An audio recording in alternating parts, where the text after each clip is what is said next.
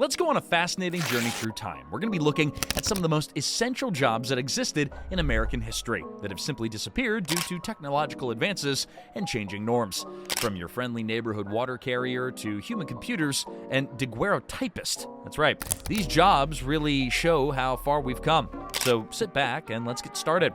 Number 20, water carriers. Kicking off our countdown at number 20 is the humble water carrier. Before plumbing became the norm, water carriers carried water from sources directly into homes, a service few outside the very elite had access to. But then, plumbing technology alongside modern infrastructure made access to clean drinking water easy and available. The job of the water carriers was to fill large containers from wells or rivers and carry them uphill all the way back to the neighborhoods, delivering fresh water that the families relied on daily. It was a very strenuous and tiresome job. After all, they had to carry heavy loads over long distances and often under harsh weather conditions.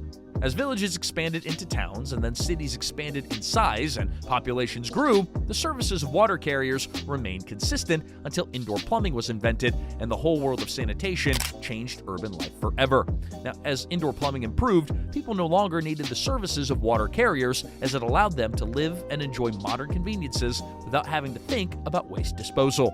Their disappearance meant a far-out swing toward better hygiene and reflected how society was progressing toward healthier lifestyles. Number 19, a clockwinder. 19th in this list comes the quaint and often overlooked profession, the clockwinder. They were the people tasked with the periodic winding of public clocks so they kept good time. Before electric clocks were commonplace in homes and public areas, clockwinders played an important role in the timekeeping appliances of daily life. Their work entailed traveling around towns or cities to wind up large public clocks on buildings or towers. They worked with a few special tools designed for that operation. In this way, it was guaranteed that people made appointments following accurate time. This was basically how the common man told time before the wristwatch and the pocket watch eventually became accessible to all. Yet when more sophisticated technologies came in place, electric clocks soon took over the place of mechanical ones. And with little to no need for maintenance, having a clockwinder slowly became redundant and pretty needless. As electric clocks required very little maintenance, this trade disappeared and stayed in history as one of those beautiful professions when human hands moved the hour and minute hands. Nowadays, we look at clockwinders as a symbol of craftsmanship and a very fine manner of keeping with traditions and the passing of time. No pun intended. May their legacy be a reminder of the importance of accuracy in our daily life and of being on time in all spheres of our day. Number 18, the Gandy Dancer. Now at number 18, we have our ever-industrious friends known as the Gandy Dancers. They were railroad workers charged with laying tracks and maintaining them. The term Gandy Dancer is thought by some to originate from the tools that they used, a Gandy or railway tool, and their rhythmic dancing movements in working with each other on track maintenance crews. Gandy dancers played the quintessential role in smoothing the travel of trains along huge networks of railroads crossing America during its industrial boom. They worked in teams, sometimes singing songs and chanting rhythms to communicate their efforts while lifting heavy rails or adjusting ties. This camaraderie is one that would help build strong bonds among workers who went through the physically demanding tasks under sometimes dangerous conditions. As technology improved, particularly with the addition of mechanized machinery to lay and maintain tracks, the number of Gandy dancers working such jobs drastically dropped. By the middle of the 20th century, machines could do the work of nearly dozens of workers, and losses within the fields began to grow exponentially. Today, Gandy dancers are remembered with nostalgia by railroad enthusiasts as emblems of the hard, team-oriented work during a key period in American history. Their spirit went down the line in songs and stories throughout the generations for their contribution to building America's railroads. Number 17, Mudlark. 17 brings us the fascinating story of mudlarks, or people who rummage through the river mud in search of something of value. This was a prevalent occupation in cities like London during the 19th century, and it survived well into the early 20th. A mudlark would go through all kinds of mud along a riverbank for anything that he could sell or use, be it coins, jewelry, or thrown away pieces of household items. Consequently, a mudlark's life was often quite hard, and they generally came from the poorest classes and survived on what their scavenging brought in. They ventured out into bad weather and filthy conditions for their findings of hidden treasures beneath layers of silt. Many mudlarks formed little communities along the banks, sharing knowledge of where the best items might show up and also watching out for one another. As urban sanitation improved and cities developed better waste management systems, the opportunities for mudlarks to make a living rapidly diminished. Less refuse being put into rivers meant that there wasn't enough material left for them to sift through. Further, with modernization, the riverbanks themselves became more regulated and less accessible for scavengers. Today, mudlarks are often considered adventurers through literature and film in search of the hidden treasures of forgotten waterways. Their story is one of resilience among those living on the fringes of society and how the development of the urban environment can change the ways of life that went before it. Number 16, a breaker boy. Number 16 will pull your heartstrings. The breaker boy, or a young coal miner in charge of removing impurities from the coal. Now, this job usually fell to children, boys from ages 10 through 15 years, putting in long hours amidst hazardous conditions, sitting in cramped, dark spaces, manually picking rocks and debris from coal as it came from mines. It was hard labor and often very dangerous because the young boys were exposed to dust, noise, and even accidents. Their job became necessary at a time when all homes and even industries were using coal for energy. Coal mining was a very successful industry during the early to mid-20th century, and breaker boys were key to ensuring that nothing but coal of the highest quality reached the market. This came at a great cost, since most breaker boys had poor health conditions. This was because the poor working conditions caused respiratory problems, not to mention numerous accidents with machinery. In the late 19th and early 20th century, public concern about child labor started to grow. The reform movements advocated for improved working conditions and child labor restrictions. In turn, legislation was passed to protect children from dangerous working conditions. By the mid-20th century, breaker boys no longer served in this position as child labor laws became enforced. Number 15, a resurrectionist, or a body snatcher. At 15, we have the infamous resurrectionist, also known as a body snatcher, who illicitly exhumed bodies for medical research when legal cadaver acquisition was scarce. During periods in history where knowledge of anatomy was limited and access to cadavers was problematic for researchers that were interested in answers about how the human body works, an underground market in bodies traded and changed hands in dark corners of society, well concealed from the shadow of law enforcement's eyes that couldn't catch them red-handed. Body snatchers operated on the boundaries of what was legal, often risking their lives and freedom simply to fulfill the demands of desperate scientists looking for answers to questions about the mysteries of the human body. There were concerns raised about ethical dilemmas surrounding consent from the family of these remains. Even today, there remains, no pun intended, relevant discussions within the medical community regarding the rights of families of deceased individuals when they pass away in unexpected situations. Often, a decision has to be made on unclaimed bodies to be used for science. As laws related to body donations evolved, fortunately, the resurrectionists became obsolete. They ushered in an era of ethical practices over the use of cadavers for research with respect and dignity to the deceased individuals. Number 14, a flatulist. At 14 on the list, perhaps we have one of the more peculiar professions ever recorded, the flatulist. Yeah, you heard that right. Comic actors specializing in flatulence entertained audiences through their unique talents in showcasing bodily functions that are usually considered inappropriate or taboo. Certainly, many might appreciate the concept as an amusing oddity, but in truth, it tells how humor changes with time. Flatulists entertain the crowds at fairs, at vaudeville shows, by bringing on joy and laughter as the audiences found the humor crude or clever. But as tastes turned toward other forms of entertainment, flatulism died out, leaving behind a legacy of quirky performers whose antics made people chuckle and hold their nose. Number 13, Dunny Man. Now, coming in at number 13 on our list is none other than the infamous Dunny Man himself, responsible for collecting waste from outdoor toilets before modern plumbing was widespread. Imagine having to live back then, relying on someone to regularly empty your outhouse. It wasn't glamorous work, but it was absolutely essential to keeping communities clean and sanitary. Dunny men would travel around neighborhoods performing their duties, usually under less than savory conditions. Yet they played a vital role in maintaining public health standards during times when sanitation systems just weren't nearly as advanced as they are today. As cities grew larger, populations increased, and the demand for services provided by these individuals remained constant until indoor plumbing completely revolutionized the way that sanitation was performed, forever changing the landscape of urban life. Once infrastructure and sanitation improved, these men were no longer indispensable, and everyone could enjoy the benefits of a modern convenience without thinking about waste management anymore. The disappearance of the Dunny Man symbolized an important development in living conditions to elevate hygiene to unprecedented levels because society had risen to the demand of a healthy lifestyle. Number 12, a toad doctor. Coming in next is a good contender for one of history's strangest professions, the toad doctor.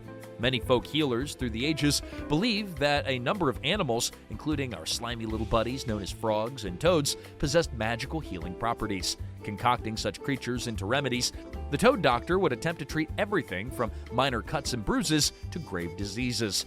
While many find this concept bizarre, it shows how deep-rooted beliefs held by societies in the power of nature and therapeutic practices have been passed down the line.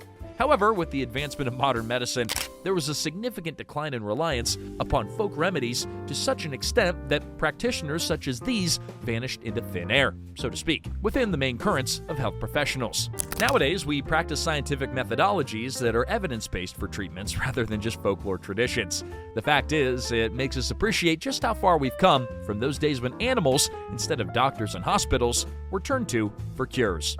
Number 11, a scissors grinder. Next on the list is the scissors grinder, who went door to door sharpening scissors and other cutlery, a profession that's extinct today. For obvious reasons, people chose convenience over investing time in repairing old items. That's why so few of these traveling tradespeople are still remembered. Scissors grinders would set stalls around markets or town centers, offering fast services for sharpening blades while being gregarious with the locals by narrating something about their lives. The occupation expressed skilled craftsmanship and social contact, building relationships in everyday interactions. As civilizations developed, so did consumer habits, and the demand for the services provided by the scissor sharpeners progressively started to fall. Advances in manufacturing made it economical just to buy new tools rather than repair old ones, and eventually that resulted in the disappearance of the entire industry. You enjoying the video so far? Well, if so, like this video and subscribe to the channel and hit that bell icon so you get notified when we post new videos. Now, back to the countdown. Number 10, movie projectionists. Coming in at number 10 is our friend, the movie projectionist, who operated film projectors to ensure smooth screenings and managed reel changes during showings. His or her expertise let audiences enjoy the movies without there being any disruption due to technical problems. But when digital projection technology finally arrived in the late 90s, well, that dramatically changed the way that films were presented. Because digital projectors require hardly any maintenance, unlike their older counterparts, it became easier and easier for theaters to show a number of films running simultaneously without having to assign an appointed staff member to each showing. Despite the decline, today's nostalgia for projectionists lives on through cinephiles who appreciate the artisans behind classic films that were shown on the big screen. Number 9, a lector. Factory owners would hire lectors during long shifts to read literature or news articles aloud while workers did monotonous tasks like assembly line work or textile production. Such a practice was directed at entertainment, but was also an important way of keeping the workers informed about current events at a time when literacy rates varied widely among laborers. Picture yourself listening to the constant whirring of machines and someone reading aloud from novels or newspapers. Lectors at factories help break up monotony on factory floors where work conditions could often become grueling, providing both distraction from repetitive tasks and also giving the people valuable information about local happenings outside workplace walls. But as time went on and workplace dynamics gradually changed, the lectors became more and more scarce, largely as a consequence of management's apprehension regarding possible radicalized political discussions derived from the lectors' readings. The general fear seemed to be that one might come away sharing radical ideas that could influence workers against company interests. By the mid-20th century, particularly following World War II, lectors started to vanish from factories altogether. Their absence highlighted the significant changes in labor relations, where companies tried to have more control over employee interactions at work instead of encouraging open dialogue between staff members. Number 8, a typesetter. Typesetting and publishing was the activity that put text into page format for printing. This was an exact process and required a lot of attention to detail. Typesetters used either metal type or later phototypesetting equipment to create layouts for newspapers and books. In the days when print media was king, typesetters made sure that every publication looked professional and polished. They would spend hours placing letters meticulously into lines before sending them off for printing, which was a very labor-intensive process that required skill and patience. However, the advent of desktop publishing software in the late 20th century, especially with programs like Adobe PageMaker, meant that traditional typesetters were virtually no longer needed because anyone had access to create professional-level layouts without requiring any special skills or training. While typesetters played an important function in shaping printed media throughout history, especially during periods of rapid growth like post-World War II, their profession has largely gone into obscurity with the advancement of digital design tools available today. Number 7. A telegraph operator. Next comes the telegraph operator, a very important part of business and social communications before telephones became widespread.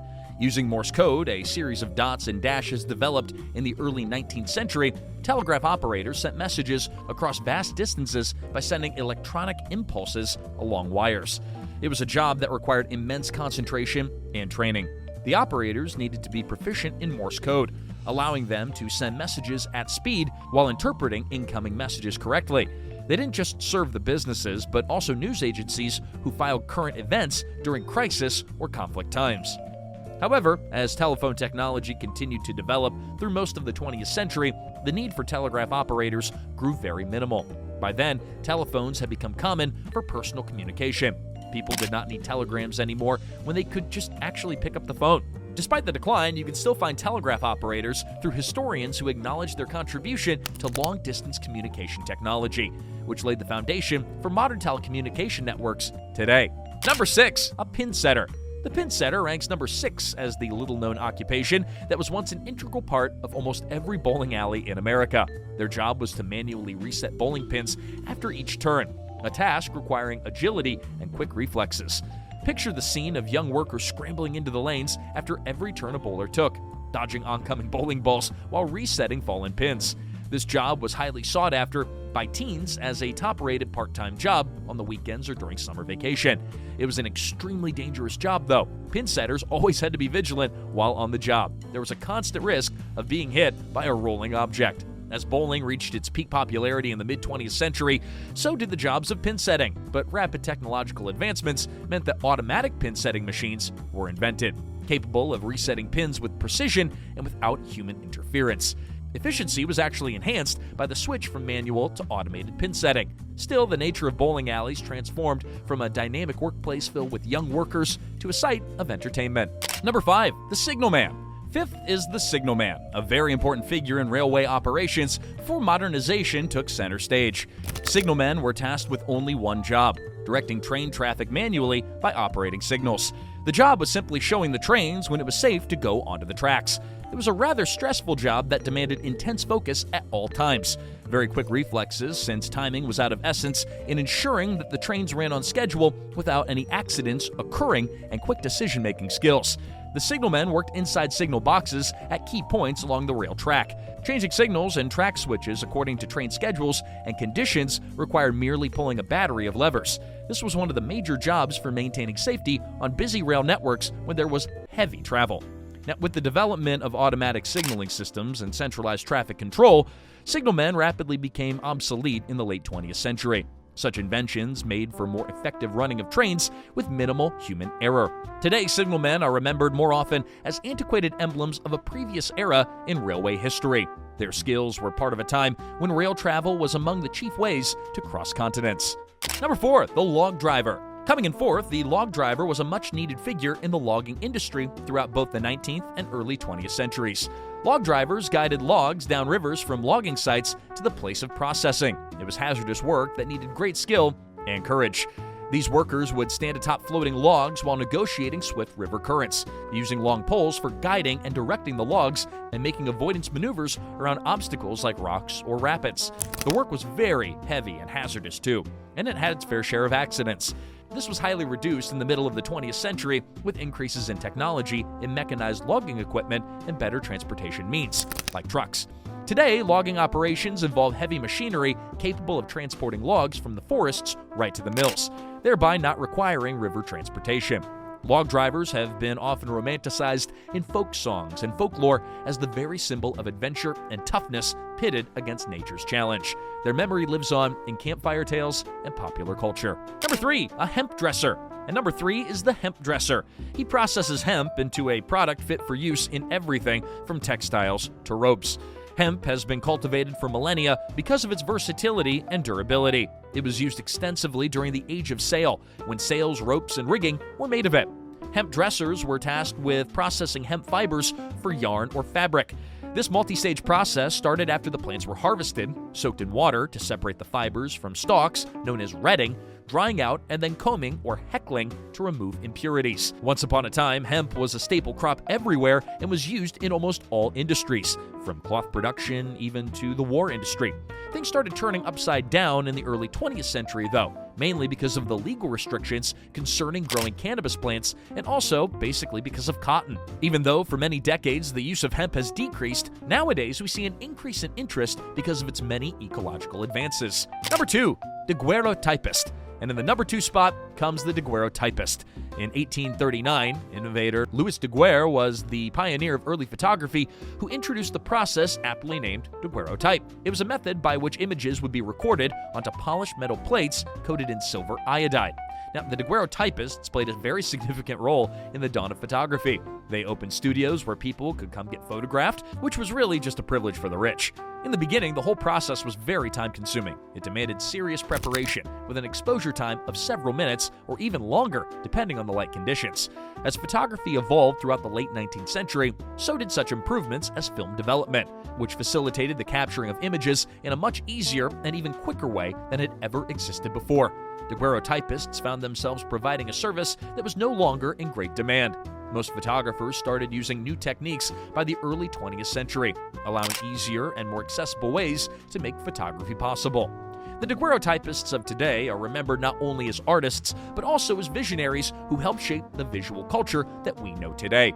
It's their contribution to laying down the modern base of photography that inspires generations ahead in the art of photography, enabling them to capture each moment of life in creative ways.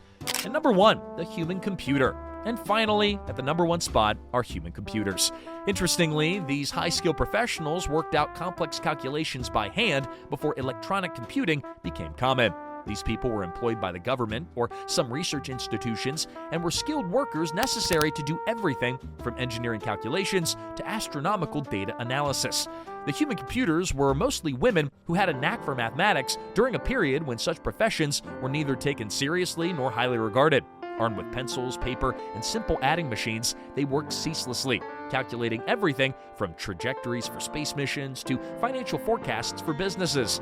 The introduction of electronic calculators in the late 70s marked a turning point for this profession. With computers becoming more and more accessible and inexpensively available, human computers became obsolete. Their once cherished skills were replaced by machines that could perform calculations faster and more accurately than any human ever could. Among these human calculators is Katherine Johnson, a renowned name whose calculations played an important role in NASA's successful manned space missions in the early years of space exploration.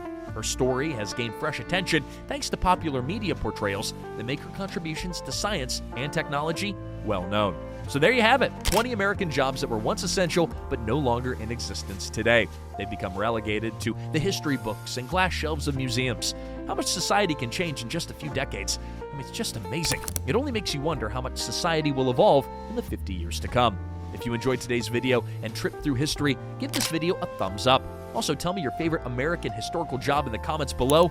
Don't forget to subscribe so you don't miss more amazing videos like this one. Thanks for watching, and we'll catch you on our next video.